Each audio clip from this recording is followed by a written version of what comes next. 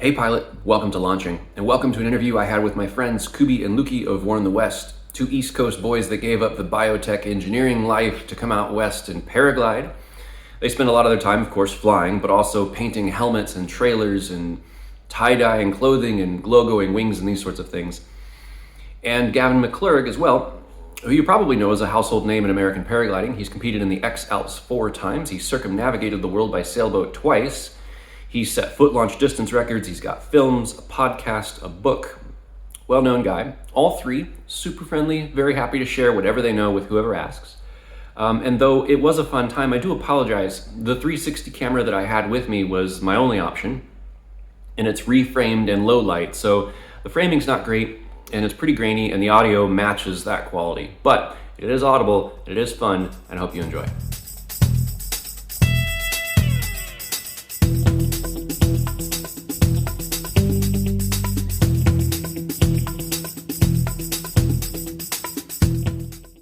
Hey Gavin, thanks for joining us today. How you doing? Good. I brought in my two friends, Kubi and Luki from War in the West. How are you guys? Oh, we're Fantastic. excellent. What's War in the West? So it's our art and adventure brand. Art and adventure. Art and adventure, yeah. Cool. Unlikely combo, but it can involve anything from wearing colorful clothes, living in colorful vehicles and vans, logoing up paragliders, putting pieces of art on there, painting people's adventure rigs. We just want to bring more color and get people to express themselves more. Wow, so it's the Burning Man of paragliding.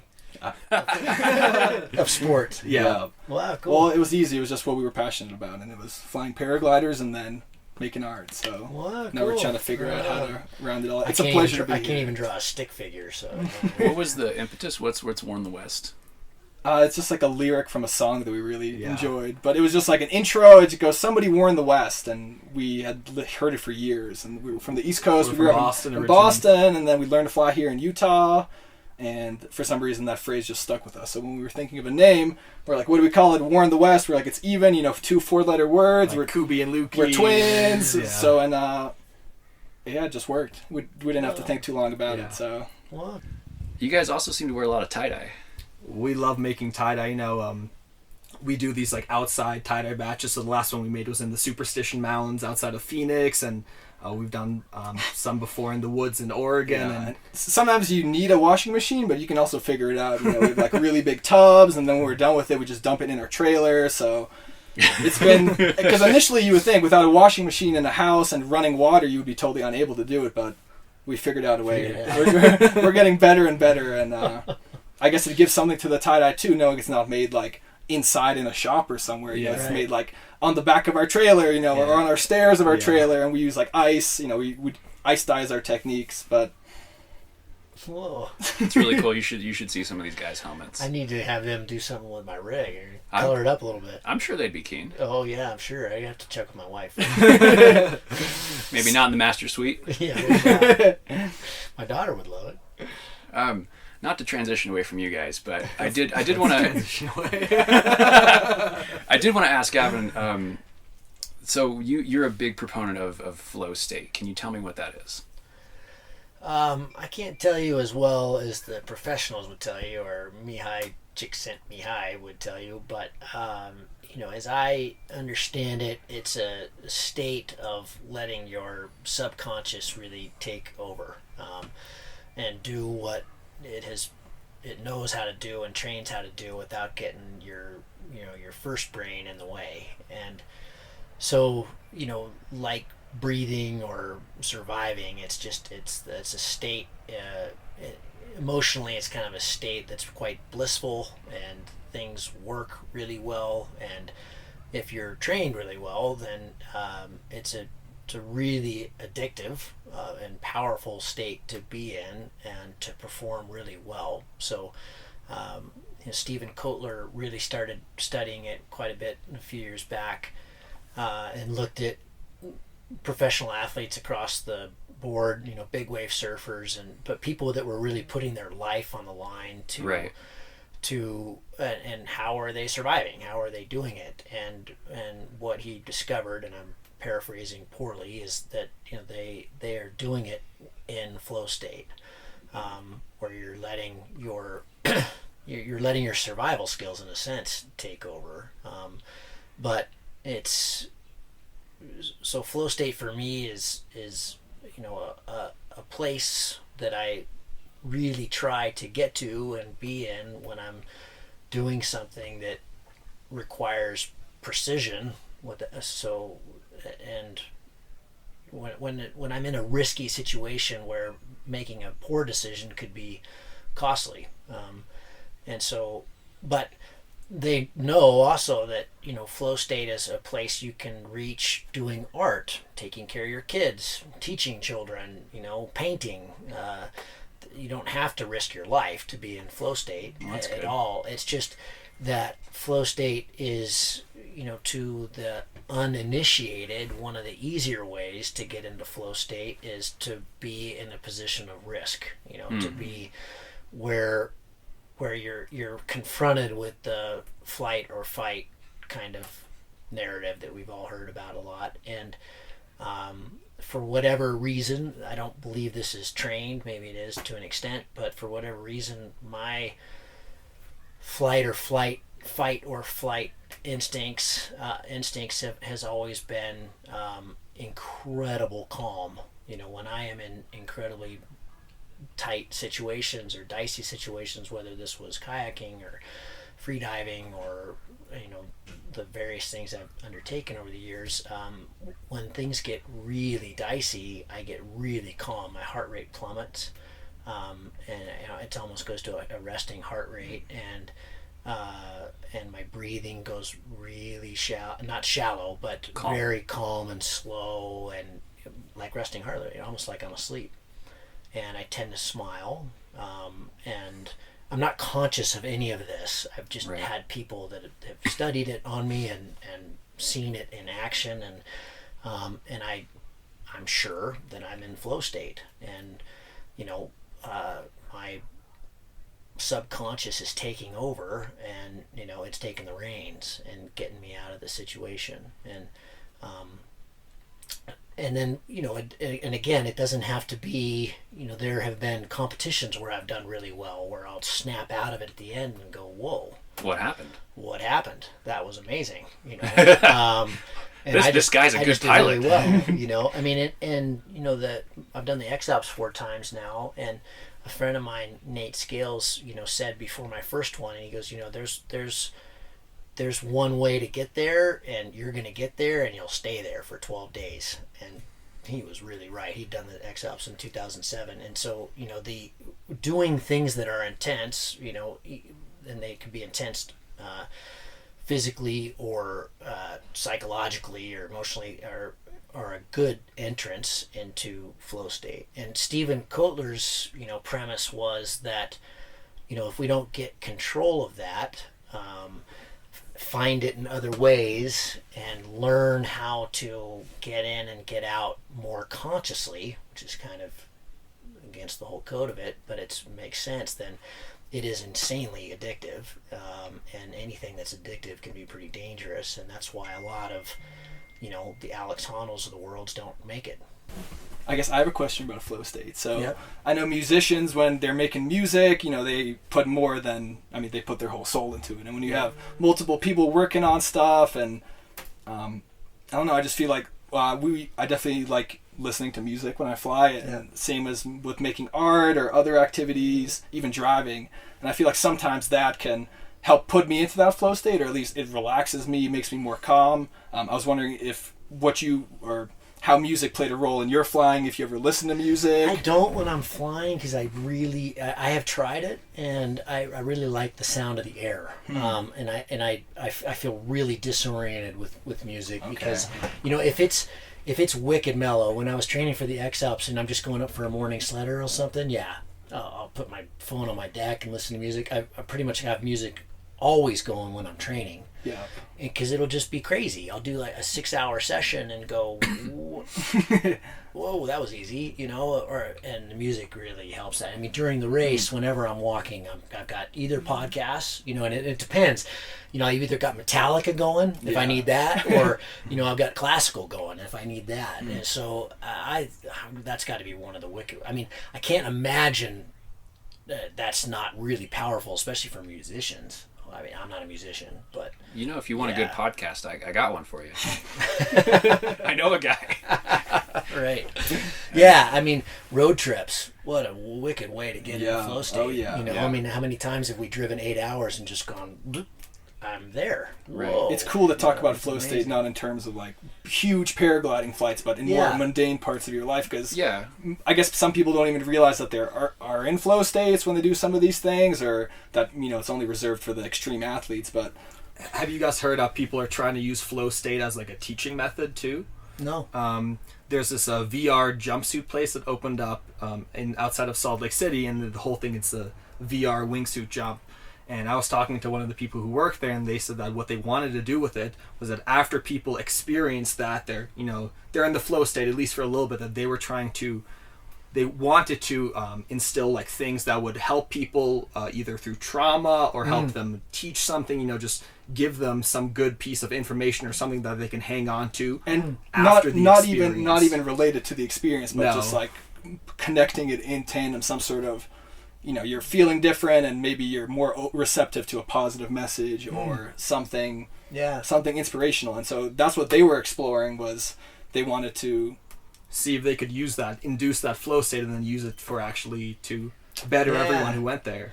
I did a podcast with a guy who's a professional mountain bike rider, and I wish I could remember all the things that he said, but he's identified, and Stephen, I think, did this to an extent in the book, or one of his books, but I don't know if it was Rise of the Superman or one of the other ones, but there's 4 kind of ways into flow state, and one is just risk. There's forced. You're forced into it, and then there's different levels where literally at the one level it can kind of be mastered. You can just enter flow state, and I think it helps. Certainly for me, and I'm not at that level at all, but certainly for me, I have found you can kind of trigger it. And I think what's really interesting about flying is that there are times when you really want to be in flow state, and that's great. No, but I was going to say, you're right, yeah, but I think there's also times where you need to snap out of it real quick. If you're just cruising and flow state, you can thermal really well and glide really well, and you're just feeling it, and you're making these decisions that work out. They just keep working out, and you're not even really mindful that you're making these decisions. But you get to a point, inevitably, in every cross-country flight where, do I take that cloud street or that cloud street? How do I get to that cloud street? Do I take that? Am I going to go to that ridge across this valley, or am I going to go that valley? And what are the winds going to be doing down in the valley? And there's all these things that your other brain needs to process. And now we're getting into Kahneman stuff, but that's important to be able to, so you can chew on your lip, or there needs to be some kind of thing where you can kind of snap out of it for a second and think, and consciously think through maybe a complicated scenario that requires some thought. How much height am I going to need to make this glide? And that's, for me at least, not so much a state. I don't want to be in flow for those decisions. There are times where I need to make conscious decisions, and so I think paragliding is kind of unique in that way, that you need to come in and come out, and often many times in a given flight. It sounds like, and I'm just going to repeat my understanding, the flow state is where like all the training and all of the judgment on the subconscious level is permitted to take control. Yep. And you're not like there's the phrase we've all heard, like good gear disappears. Like when you're well trained on it, and the wing doesn't do anything crazy, and if it does, you're on top of it, and you don't even remember or thinking about reacting. You just do it. Yeah, I mean, when you're really well trained at flying a comp wing, and you've got a lot of hours, there is no 1% of my brain is not dedicated to my wing. I'm not worried about it. I'm not thinking about it. I'm thinking about the moves and the strategy and the better lines, and and they talk about that when you're the more comfortable you are with your equipment, your gear, whatever that kind of thing is, the more observation you can take in. You know, if you're overloaded with trying to keep your wing over your head, you can't see shit. You know, you're not aware of birds and thermals and smoke and factors and tractors and other pilots. You're just right here, and that's it. You know, and you're going to bomb out in minutes. You're not going anywhere in that, you know, in that scenario. I mean, the key to being a good pilot is observing everything. And that comes with practice and having the available bandwidth, because you've mastered one skill, you now have room for the others. Yeah, and you know, the whole graph, you know, the graph that we see of flow state is where, you know, the perceived risk matches the level of training, you know, and that's where you can get into it. It's, you know, so if you only have a little bit of training, you can hit flow state way down here where the perceived risk is really high, but it's not that high, and you can enter it at the very low level. So, you know, mine needs to be up at the other end, and you know, the perceived risk, but it's matching, and they're tailored to one another, and then you can enter this kind of, it's pretty blissful. It's a nice state to be. So when you talk about flow state and you say it's addictive, that takes my understanding and my definition and kind of throws it out the window, because my thinking was something like a runner's high, where you're running but you're not really thinking about running, you're just existing, and I'm moving and miles have passed and now I'm somewhere else. But I have never found that to be addictive. I have. You know, it's a you're right, and I mean, I've gotten into that state for long periods of time on the ground in the X-Alps, you know, where we're just climbing, and I'll be with Ben, and we'll suddenly get to the top, and I'll just go, I didn't know you were here. What? I mean, wow, that was amazing. Where's the van? Yeah, that was incredible. You know, just runner's high. Yeah. Very clearly a runner's high. I don't know. I've never thought about it too much. Is it different? I don't know. Yeah. I've just never found it addictive. Addictive. That was the word that I got. Yeah, good point. Geez, I think it is. I don't know. That's a pretty nice place to be. I think it's pretty addictive. So I've noticed since I got into flying helicopters this year that when I initially learn a maneuver, I am hyper focused on a very small number of things, and then as I practice that maneuver, my awareness gets, you know, higher and wider until, like, oh, I can see the posture of my instructor to my left. Oh, I can see what's going on, the birds, the whatever, and then suddenly, when I'm, you know, by the time I was ready for my commercial license, these basic maneuvers, like I could talk on the radio and mentally map where traffic is around me and all these other things, and the helicopter is just parked. Like, it's just perfectly flat hover. Right. Not moving, but maybe a couple of inches for the wind. Right. And I Your still have... subconscious is flying the right. craft. I'm not actively flying anything. I'm just there, and I'm actively thinking about, okay, they made that call, they're over here. I remember a moment ago there was that call, they're departing to the north, so I'm clear to go south. Think about ping pong. You know, I mean, I suck at ping pong. Yeah, but there are times where, you know, people talk about, okay, I've had 2 beers and I suddenly get really good at ping pong. You know? and then by 4 beers, then you fall apart. Yeah. But it's not that. It's that you know, when you first grab it and you know you suck at ping pong, you're thinking through every move. You think about how much you suck. You think, well, I got to hit it like this. I got to hit it like that. Tennis, any sport, you're constantly just going. You're thinking. That ball's coming too fast to do that. You can't think about where you're going to put your hand. You got to get that shit out of the way and just let it happen. And then suddenly, even if you're a bad ping pong player, there will be a time where you just suddenly that goes away, and it might just be one volley where you're going, "Whoa, I'm pretty good." Hey, I had some nice shots there, you know. And that guy's running around more than me now, and I'm just controlling the court, and so. And I just think that's available everywhere. Maybe I'm just on the cusp of learning about this in myself. But sometimes I will find when I'm flying, and I'm setting up for, say, a landing. I'll be like, you know what? I should really make that turn. I don't know if I have enough. And at some point in flying, it's gone from that to make the turn.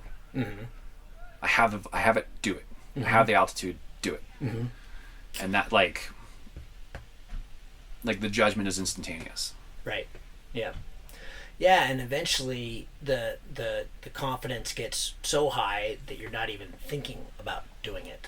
It just happens. Yeah, it just happens. You know, I don't think about where I'm going to land. I know I'm going to land where I'm going to land. Oh, I heard your stories about being in the Alps, and you're like, well, I'm not going to land in those trees. I'm not going to land in those trees. I might actually end up landing in those trees. Right. Yeah. No, I mean it's and those are times where, you know, I'm not even close to flow. You know, I mean those are not the life.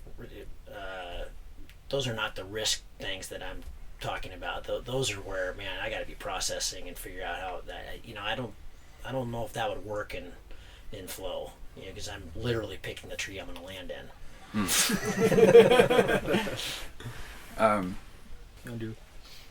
So there are many different kinds of competitions, right? And we just want to know what you thought about, for example, hike and fly competitions, accuracy competitions, maybe a team flying competition happening in the United States, or is there room for a whole new race, like a casual Volbiv adventure? You know, something like the Wingman race that these paramotor people are doing. Mm-hmm. I think it's 1,000 miles through Utah, and it's not an actual race. It's more of an adventure. They all do it together. You can choose whatever line you want, and you fly all through the national parks.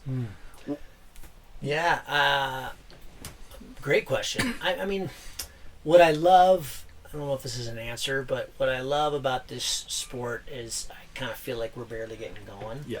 And, you know, last year at the end of the XRedRocks, and Bill Belcourt, you know, was second. He's almost 60. You know, it's a pretty physical race, and he crushed it.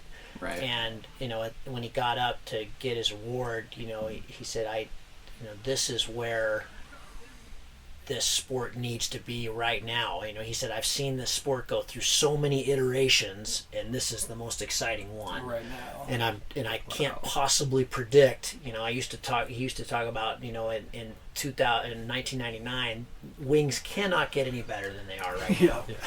And he said, I don't predict that anymore, because then there's the shark nose, and then there's the two-liner, and then, you know, and so there's, you know, it's going to keep doing that. And you know, so the answer to your question is, I just hope it's all there. I can't imagine where it's all leading, and I think there's room for everything. You know, personally, I don't think I've ever had a paramotorist on the show, because I don't really get it, and that's just my blindness and ignorance. But you know, I don't like loud, smoky things that pollute. So I just so you know, I mean, flying to me, like the beauty of it is there's no noise. Yeah. You know, you're using the elements to fly, which I just really dig. Accuracy is another one where I don't really get it, but I you know, the thought of, I mean, just what I hear about it, you know, everybody's flying ENAs and you fly off and you land. I don't know. I try to go far. So, yeah. But again, I think there's people that are really into it. And that's awesome. There's people that are really into the accuracy. And before this year, I didn't even realize that was a type of competition. But watching it, they just had the championships. I mean, they're constantly having competitions all across Europe. And yeah, no, I think it's bitchin'. I love all of it. I love all the possibilities. You know, Volbiv, when we did our movie 500 Miles to Nowhere in 2013, maybe. You know, I think Nate Scales at one point in the movie says, you know, how many people are doing this in the world? Maybe 50? Yeah. And I think he was right. I mean, more or less, you know, the French always start everything, and of course they started Volbiv. That's why it's called Volbiv. And, you know, so maybe there were 100. But, yeah, geez, man, how many people are doing it now? Thousands. I mean, people are really into it. And it's, you know, for many people, it's just a night camp and a fly down in the morning, but it all counts, you know. And so, you know, when we did the Sierra trip, you know, I got to the end and I was so fired up. I was so excited. I'd never done something that long. I'd done little ones in Beer in India, but it was 18 days across the Sierras, made it to the Oregon border. And I was just so pumped. And I went to Nick Reese and I just said, don't you think everybody should do this? And he goes, dude, are you fucking... No, this many people should be doing this. Do you know the risks that we just took and the shit that we just flew in and the skills that are required? But I disagree. You know, now that I know, he's right. In the Sierras, he's totally right. But in the world... the Volbiv possibilities in the Alps and in Colombia and in places where, it's completely reasonable, and you can take gondolas and you can create whatever adventure you want to have. You can ride it as you go, and it doesn't have to be gnarly or crazy or dangerous whatsoever, and so I do think most people should be doing it. So I think that would be a cool, I just think, like the XRedRocks last year was the first kind of its kind. I think it's the only stage race, and we just kind of created that out of thin air. I think there could be so many possibilities, and that's what is really fun, especially about where the sport is right now.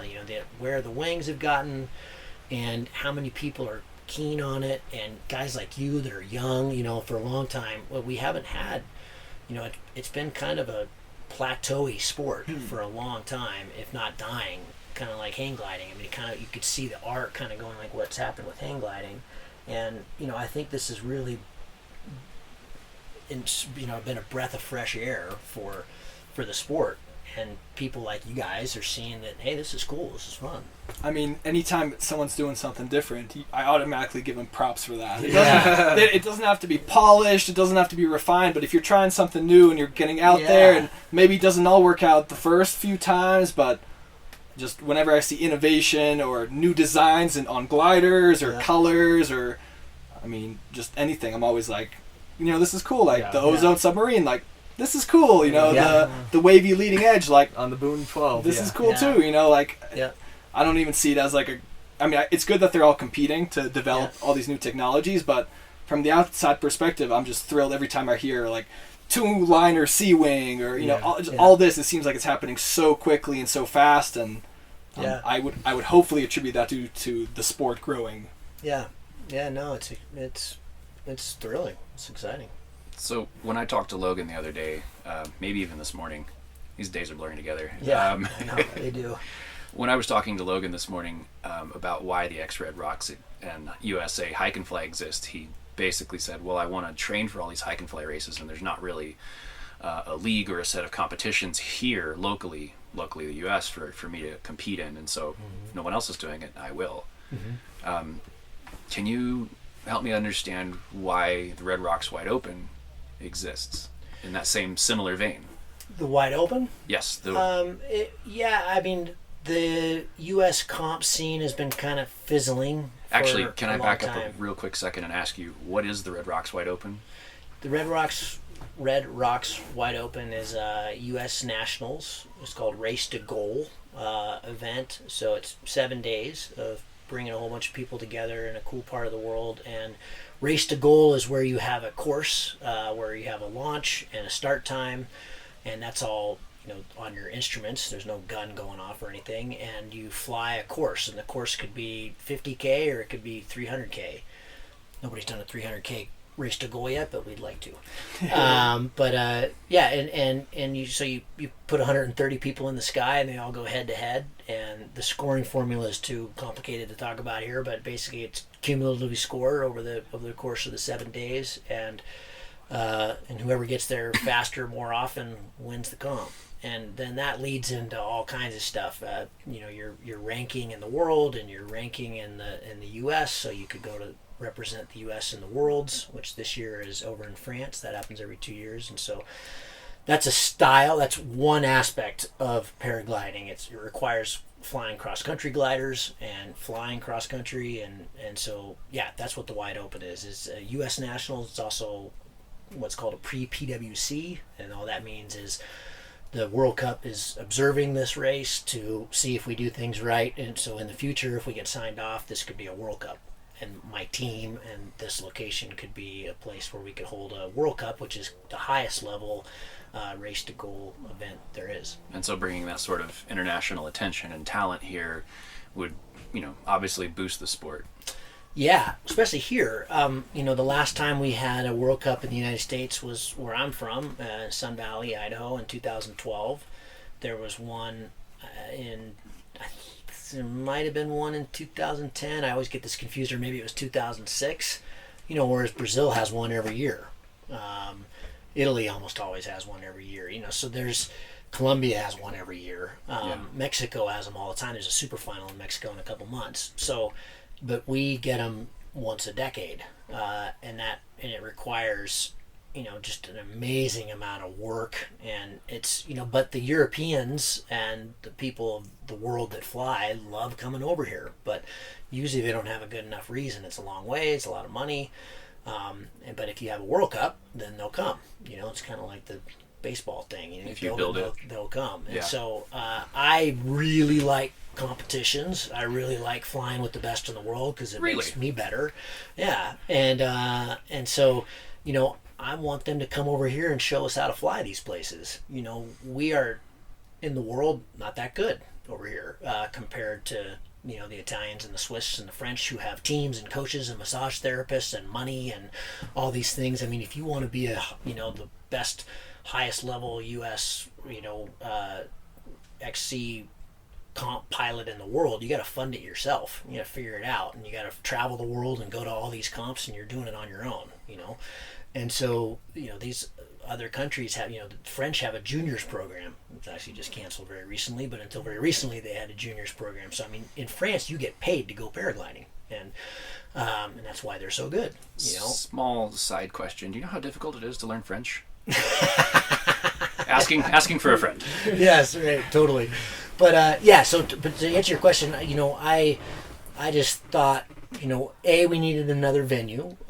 We've got Chelan every year, which is an amazing venue, and there's all these venues that I heard about, before I even got into paragliding, and I got into it a long time ago, that aren't, Aspen used to be a place where they had U.S. nationals, and in Lakeview out in Oregon, and all these places that aren't even really flown anymore, let alone they have competitions at. So this was a hope to kind of reboot a little bit, and I could see that there's a lot of interest in comps because a lot of people just don't have the time or the funds to go to Brazil or to the Alps and fly in comps. So if we start doing it here, we're going to get better at it, and that increases our ranking, and then we'll start pulling the really good pilots over here. And that's what we did with the XRedRocks, which is right after this. That this is the first, by far the biggest hike and fly race in North America, but that was also the hope there, was that I want Kriegel to come fly in Sun Valley. I want to see him in our terrain, and because I know that he's going to kick my ass over here too, and I want to learn, and I want Aaron Duragatti and Tom Dorlado and Paul Guschebauer and these legends, and my mentors and the people that I've gotten to know over there really well. I want to see them over here. What can they do to this place? And because when you bring, they always say it's never the local that wins the local comp ever. It's always people that come in that have no idea. And a fresh look, different eyes, and they don't know the house thermals, so they just go where it makes sense to go, and surprise, it works. Whereas if you're the local and you fly the same side all the time, you do this and this and this and this and then this is how you do it, and you incrementally get better. But a non-local can come in and just savage a place and win the comp. Mark Watts was from the UK. Those who don't know, the UK is pretty flat, and they don't have a lot of mountains. They have hills, and that's where he had spent most of his life flying, and he won the World Cup in Sun Valley. We've got big ass mountains in Sun Valley and 10-meter climbs. I don't think they have that in the UK, and he won. So there you go. Zion Respect is another. He's from Costa Rica, and Yeah. I believe in Woodrat or in Applegate, Oregon, he has the site record for the largest triangle ever flown. Yeah. And initially we were like, this is insane. Like, he flies in Costa Rica, like, what does this have to do with, all the, there's been competitions here for 20 years, like, Yeah. but yeah, just as you explained, that sort of new beginner's mindset. Fresh mindset. Is, it's amazing, honestly. Yeah. I've heard similar. Paul Guschebauer, he came into Bellingham in northern Washington, and Yep. he took off and disappeared, and people were like, well, I guess Paul landed out somewhere. And then he came back several hours later and was like, I went to Canada. Like, what? Yeah. Just kind of unheard of. Yeah. Yeah. Like, people have flown to Canada, but they've not come back. Right. Right. That sounds wrong. Like, they came back, but like, Yeah. not yeah. Right. Yeah. No, so that's purely my motivation is just to, you know, there's the demand right now. There's a lot of hungry people getting really good at comp flying over here, which is really, really fun to see. And so if we have more comps and put these together, then, you know, when you fly with 130 other people, it's impossible not to learn a lot. You know, you it's a real good mirror to look into, to go, where am I good and where do I suck and where do I need to improve? And so, you know, they often say this, it's totally cliche, but it's totally true. You know, you learn more in a comp in 1 week than you will in a year of doing it on your own. And so the more we do this, the better we'll get. And I want us to be good at this, you know.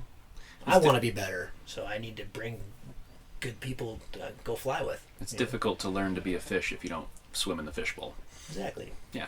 Yeah. Which is kind of how gaggles look. Yeah, it is true. Yeah, you're right. Very 3D fishbowl. I have one question. Do you have any, like, if you had a top 3 places in the United States where you think the XC flying is really good and you would encourage people to go out there? Do you have a top 3 of good XC places? We're gonna edit this part out. Yeah, we can't let these secrets out. No. There's no secrets in paragliding. No, the opposite. We want the more. I mean, there's a reason the Europeans are so good, because you show up on Fiche on a good day, there's 250 people there. Wow. And right down the road, 9K away at Reader Alp, there's 200 people there. You know, and everybody's trying to do the same thing. Everybody's trying to do a 250 FAI that day on a good day. So I mean, you get in there and there's 400 really good pilots. Wow. You know, we don't have that anywhere. Yeah. So no, we want to spread the love and the beta everywhere, unless it's a sensitive site that's, you know, that can't handle it or something. But, you know, great question. So now, for me personally versus recommendations, those are two different things. Yeah, for me personally, you know, my favorite places to fly are home, Sun Valley, and that's why I live there. The Owens, and I haven't flown here that much, but I think I could put this place on the list. For a while, it was definitely Jackson, even though I've only flown there a very tiny little bit. But man, their weather's getting tough, and you know, climate change is really hammering places, and other places seem to be getting better. So, you know, this has got to be top 3 for sure. Now, what about recommendations for a newer XC pilot who is looking to go outside of their home site and get a little taste? Close to the same. The reason there was the qualification is that, you know, if you haven't done a lot of thermaling and you're not feeling really good on your wing, and you're not pretty confident pilot, you know, so sub 300 or 400 hours of pretty serious flying, Sun Valley's a hard place to come, you know, clean your chops. And the Owens. And the Owens for sure. You know, I don't think that there are more, you know, they are the strongest places to fly in the world. I can confidently say that. You know, they're stronger than Pakistan, which are the biggest mountains in the world. They're much stronger than the Alps. The Alps is way more complicated. The Alps can definitely kick your ass. You know, I think it's wrong to think that, the Alps are soft. They're not. They're incredibly complicated, where we don't have so much complicated terrain, but we have wind, and it's gnarly, and it's really strong. And so, you know, in Sun Valley, my buddy Nate used to say, you know, if you're willing to launch, you know, in the morning when it's starting to get thermic, and if you're not on the ground by 11:30, you better be prepared to be in the air till 6:30, because you don't want to land in the middle of the day. You know, it can be really risky.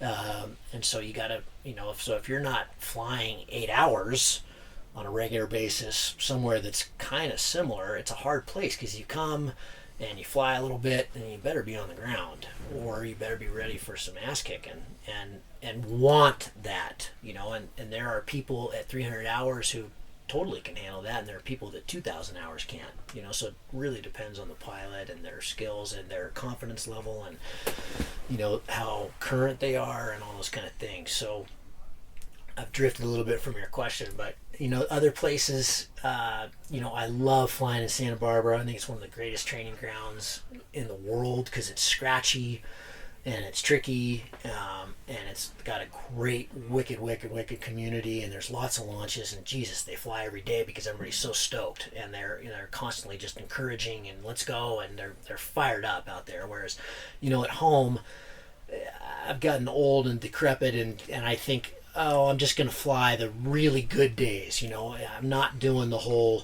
I'm going to fly every second of every day that I did for so many years. And part of that's just, where I am in my life right now with building this house, but it's also just the reality. I don't have the hunger that, you do when you're getting into this sport. And so it's good to be around people that are hungry like that. So I would say anywhere that people are like that and that are frothing is a good place to hang out. So Santa Barbara. Yeah. For learning? Or for other, you recommended for other people who aren't maybe... pretty hard to beat what's going on out in Colorado right now. I mean, I know that Colorado can be spicy, and the Wests come in there, and they can, it can be a dangerous-ish place to fly, depending on the day and that kind of thing. But I think if you understand the weather and you're hanging out with good pilots, then totally safe. And their community is frothing right now. It's growing like crazy. There's tons of young people. There's a lot of people in the club. They seem to be, I think any place like that that's got a lot of good energy. The point in the mountain's kind of hard to beat. It's there's a lot of pilots there. It's where most of us learned back in the day. And Point of the mountain is Salt Lake City. Yeah, Salt Lake City. But just because your access, from Point of the Mountain to Innsbruck and Jupiter and all the amazing launches they have, as you nudge up, from here's the great thing about Point of the Mountain. People that come out of Point of the Mountain know how to ground handle. They can handle every wind and cross and all the kind of stuff, and they've spent a lot of time on the ground, and that is the key to being a good pilot, period. So if you spend a lot of time on the ground and you're really good at ground handling, then you can launch really well and you can land really well. Typically, they really go together. You understand what the wing is doing. So then when you're in the air, you're not looking at your wing all the time. You feel it. You understand it. All that stuff's traveling down to your fingertips, and it's going into your brain because you've done it on the ground for hours. I just had one of the best pilots on in the world recently who, he started ground handling when he was 5. And he spent 12 years ground handling, before flying, Well, no wonder he's the 3rd best pilot in the world right now. So who is that pilot? Baptiste Lambert. So he was, he's French pilot and just got on board with making harnesses for ozone. And he's currently 3rd in the world. And, just watching him, he flies the submarine, but watching him in the sky is... It's like flying with honor, and it's an honor to fly with honor, and it's incredible how good they are. I mean, their level of refinement and decision making is kind of second to none. Yeah, it is second to none, and it's also leaves you realizing there's a lot to work on. It's all right. It's good. Roosters are good. Yeah, he's just cocking up the video. Yeah.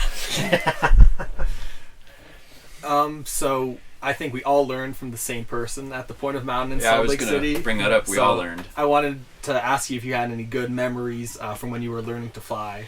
From Chris Santacroce. Wicked, yeah. So my actual instructor was Jeff Farrell, and Chris was around. This was a long time ago. This was 2004. So I had my girlfriend at the time. It kind of taught me how to ground handle and do these little mini flights down in New Zealand. We were sailing down in New Zealand at the time, and I loved it. And each flight was literally less than 10 seconds. It'd be like flying off that little thing at the point on the south side before it's on, and then I can't remember the time frame, but I came over. And this guy, Randy Campador, still a very good friend of mine, was really good friends with Chris, and he bought me whatever the P2 package was, not the gear, but the training. The training. And I spent some time with Chris, and he and I got on really well. But Chris and Jeff were partners back then, and Jeff was doing most of the instructing, and I just remember having a wicked week, and then at the end, we went over to some other site on the other side of the valley, south, and on the other side, and you could drive up there, as I remember, and it was a really, really, really hot day, and it was it was the end of the week, and it had been kind of an intense week, a lot of ground handling and a lot of flying and a lot of just whatever, the test and stuff, and I just had a blast, and I was so hooked. And then we went over there, and I was kind of dehydrated, and I was hot, and we got to the little site there, and it was, my first it was the checkoff for the mountain flight, and I clipped in. I was flying a Zulu, I think, EMB, and and I clipped in, and I was just kind of spun out, and Jeff could see that I was kind of just fumbling a little bit, just, okay, I turn right, no, I turn left, I turn right, I was just, all these things that had just been automatic all week, because at that point I had done a lot of ground handling before I went to the school with them, and so for some reason I was just kind of flummoxing around, and Jeff came over to me, and he put his hand on my shoulder, and he goes, "Today you're not going to fly," and that still is just one of these moments of thank you. I mean, one, he let me off the hook. I was so desperate to fly, and I was so desperate to get this mountain check off, and I'd had kind of a perfect week. I remember, he had said, not to me directly, but to my girlfriend and this guy Randy, he'd said, I have never had a student come through and learn what he's learned this fast. I've never seen anybody ground handle so naturally and all that kind of. I think I was better back then than I am now, but and so I was wicked confident. I was just having one that week. It was just everything was going great. And then I realized, okay, not every day, and he kind of saved me. And not that I would have done something, who knows how that would have gone, but it's kind of like letting somebody off the ledge, and it's okay, I'll walk you back down. And that's a good lesson in this sport. So I still have Jeff in the back of my mind, and I'm not sure that answered your question, but yeah, very fond memories of Superfly and that whole experience. And and after that, Chris would come through town. I have a really funny story about Chris. So I'll tell you. There we go. Sometime later, months or a couple years, I don't remember, but he used to do this fly-in up in Seattle on what's the name of that lake? Sammamish, and they don't allow towing there for all the shenanigans they did, but anymore. But back then they allowed towing on the lake, and it was perfect. This is a big beach, and you could go out and come around and you get all this time over the box, over the water, and he was on his way up there. He used to do it every year, and he was on it, and they'd base jump out of tandems, and they'd do all the stuff that Chris used to do all the time, and it was kind of a air show / training thing, and he would make a bunch of money towing people and doing SIV, and that was back when he did a lot of SIV. And we were living in Hood River because we were trying to put together this kite surfing sailing expedition thing, and that was a good place to be because that kite surfing is a really big thing in that town. So we were living with this guy Bam Bam, who's unfortunately no longer with us after a wingsuit accident. But anyway, we were living with him, and he just rolls through town one day and calls us up out of the blue, and he goes, "Hey man, you want to do some brotos?" Didn't know what brotos were, but I was like, yes. And I'd watched his, preparation SIV DVD or CD, whatever it was back in those days. It was 2004. VHS. Yeah, exactly. Beta. and you guys didn't even laugh. You don't know even know what that is. And so he said, "You want to do some brotos?" Which I thought that meant just cheap toes. Which Yeah. it was. And so Jody and I ran down to the event center, and he had his boat all ready to go in the water. And if you've been to the gorge, it's a river, right? Yeah. It's not a lake; it's a river. And I had never towed before, and I'd only watched his Betamax on SIV. So I'd how to do an asymmetric, and how to pull a full frontal, and how to dolphin fly with your speed bar, and whatever he had on the menu back in those days. And I was really excited to do this, but I was planning on doing it in Seattle with him the next week. So he just rolls through town. I grab my shit, and Jody grabs hers, and we go down to the event center. And as he's handing me the tow line for the first tow, and it's him driving. There's nobody in the boat with him to help him out or anything. It's just he's handing me the thing and checking my stuff, and he's turning around to go back to the boat, and a cop comes up. Or I don't know if it's a real cop. It's like a ranger cop or whatever. The park there, it's the event center there at Hood River. And the guy comes up and he goes, "You can't do that here." And Chris goes, "What are we doing?" And the guy goes, What are you doing? "Well, I don't know, but you can't do it." And Chris says, "What would happen if we do it?" And the guy goes, it just totally flummoxed him. And the guy's, and Chris just ran back to the boat. And And so he literally, so because of that interaction, he hasn't told me anything. I don't know anything about what to do behind a boat. And Jody reaches over, and the cop's just flummoxed, and Jody's going, "Get out of the way!" And she turns on my radio, literally, and the boat's going, whoa, and then the thing starts tightening up, and I'm looking at Jody, and it's tightening up, and I'm looking at Jody, and she goes, "I don't know." Run, and so I run and pop up out of the air, and it all goes beautifully, and I get up to the top, and I get off, and he's now, thank God, he's got me on the radio, because he's going, no, follow the boat. I didn't even know that, I'm just and so I do the thing, and I come off tow, and he takes me through the whole program. Okay, right asymmetric, right spin, whatever, right? I'm making it up. I don't remember. But I do all this stuff, and I come out of it, and I'm just, that was bitching. And he goes, "Okay, now, Gavin, what you need to do is not land at the event site, because there's a whole bunch of cops there. So I'm going to meet you somewhere else. Good luck." That's literally what he says. And, I'm a 4-hour pilot or something. I had done hardly anything, What? I was like, what?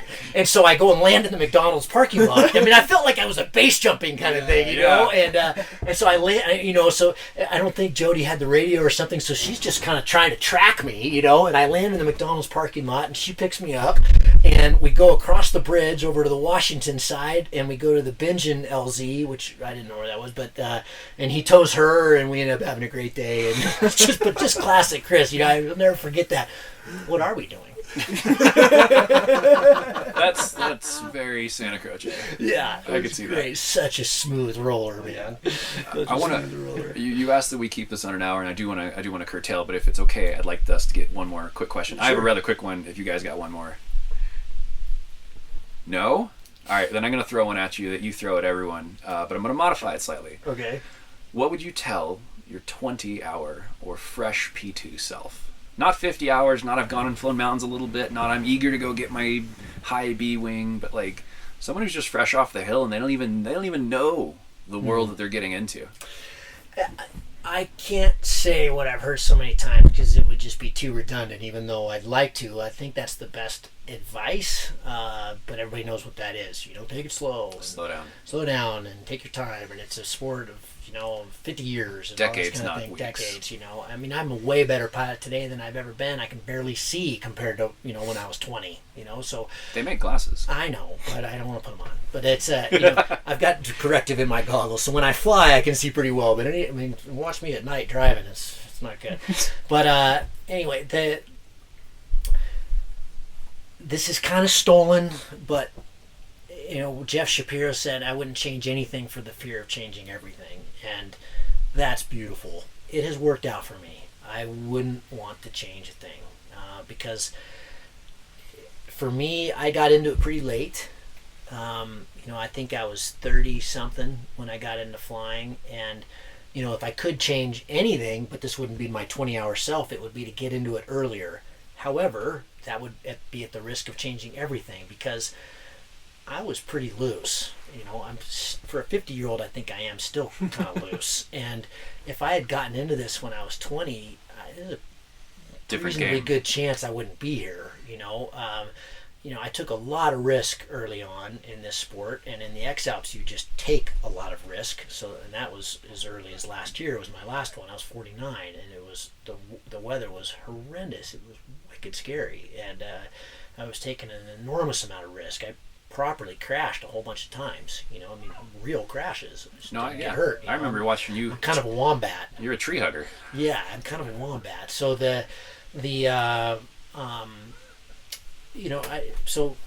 for whatever reason, I got into it at the right time, and here's some good advice. I had this, so I wouldn't change anything, but by in some ways pure luck, maybe something else, I don't know, I was surrounded by pilots who were really, really good. Matt Beechner, Nate Scales, Nick Grease, and they kind of took me under their wing because the writing was on the wall, and I think they liked flying with me, and they liked the stoke, and they've been doing it for 20 years, and suddenly there's this new fresh blood and pressing, flying new lines in Idaho, and it got everybody super fired up. Not that they weren't fired up, but it was just, whoa, this is refresh, and so we better save this kid's ass because he's going to kill himself. Even though I'm older than all of those guys I just mentioned. But in terms of the the sport experience, yeah, I was the green kid, and but that was, wow, incredibly valuable. And I've said this on the show a number of times. I wish they would still do that for me. I keep you from hurting yourself? No. But they back then they would just freely give me advice, and I think one of my skills is I'm good at taking advice. I love it. I lap it up. I don't get upset about it. I don't take it personally. I love feedback. That's why I love hanging out with Bill Belcourt, because he gives it to everybody, and he doesn't care about how you feel about it. This is the reality. This is who you are right now. This is what you need to work on, and I love that. So that would be the advice: is try to seek that out, because the people who have been in this sport for a long time have seen it all. They've seen the bad, and they can help you navigate it, because when you don't have that experience, you don't really know what you're trying to navigate in the first place. Yeah. So surround yourself with people who are willing to give you honest, experience-based feedback, and who are kind of like the people you want to become in terms of that sport. Yeah, and I think, maybe I'm jaded, but I feel like, the world's getting harder and harder to do that. We're supposed to be politically correct, and we're supposed to be, really kind. And you can do this in a very kind way. I'm not talking about being mean, but, I think it's okay to tell each other that, yeah, you're kind of sucking right now, and you need to improve this. And I think I still see I have seen the same people be really bad at launching for 20 years. When are they going to get better at launching? Well, nobody's probably really telling them, because now they're on the World Cup, but they still suck at launching.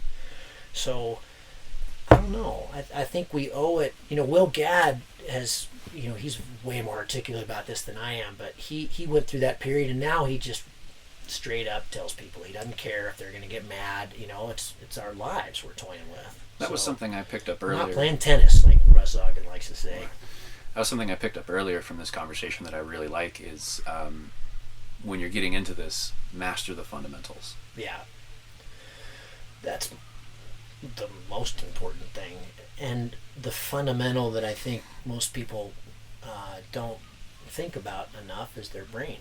That's the most fundamental part of becoming a good pilot, is training this thing, to make good decisions, and that just doesn't happen overnight. You got to work on that too. You guys? That was a great answer, but I have one more question. What can the regular American pilot do to foster the growth of paragliding in the United States? Show up.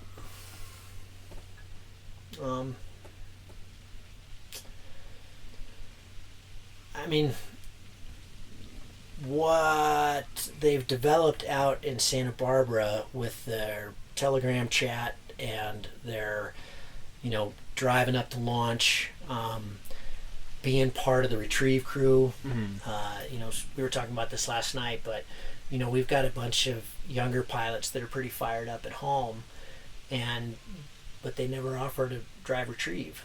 And that's the easiest way to get in and to learn and to contribute and to, it's harder for me to get, on a really good day, I'm going to go, not this year because I'm building this house, but normally, if it's a big day, if I don't have retrieve, I'm going anyway. It's not the showstopper, but man, it'd be nice if on a big day, one of the young guys went, yeah, man, I'd like to fly with you, and when I bomb out, I'll get back to the car and then I'll come chase you down. He's going to learn a lot, because on the 8-hour drive home, I'm going to talk like crazy because I'm totally stoked. And then that guy has done a solid for me, or girl. Fosters goodwill. Yeah, and I'm going to take that person under my wing. I'm going to look after them, and I'm going to teach them. And I don't know anybody in this sport who's been through the ringer or been at it for a long time who isn't willing to be a mentor. And there are better mentors than others, but they're all pretty damn good if they've been flying a long time and they got a few thousand hours. They got something to say and something to teach. So yeah, I mean, I think there are a lot of positions. Club vice president and president, just getting involved in the clubs. What Logan has done with USA Hike and Fly has been so cool to watch, because people are putting their Strava things up, and he's doing these month-long vertical challenges, and he's keeping people fired up. And I think, out of that, it's our version of the X-Alps Academy, which Kriegel and those guys started over in the Alps. And it's our version of that, and that will foster good skills, it's only very recently that, and this grew out of the X-Alps, that people take their fitness really seriously in this sport. For a long time it wasn't seen as a physical endeavor at all. You didn't have to be fit to paraglide. And now when I go to World Cups, most people are pretty fit. You don't see the big, huge people that we used to. And so that's really cool. So I think doing anything along those lines, fly-ins like they have here at XRedRocks every fall. This is still the biggest in the country. There's a lot of room for that in all kinds of places. Up where I live, and it's just a matter of it takes time, takes effort, but I think the more we can get all of us together. Here's the biggest roadblock to the challenge for us to get good, compared to the French and the Swiss, and then for them to get together in France and train together is an hour train ride.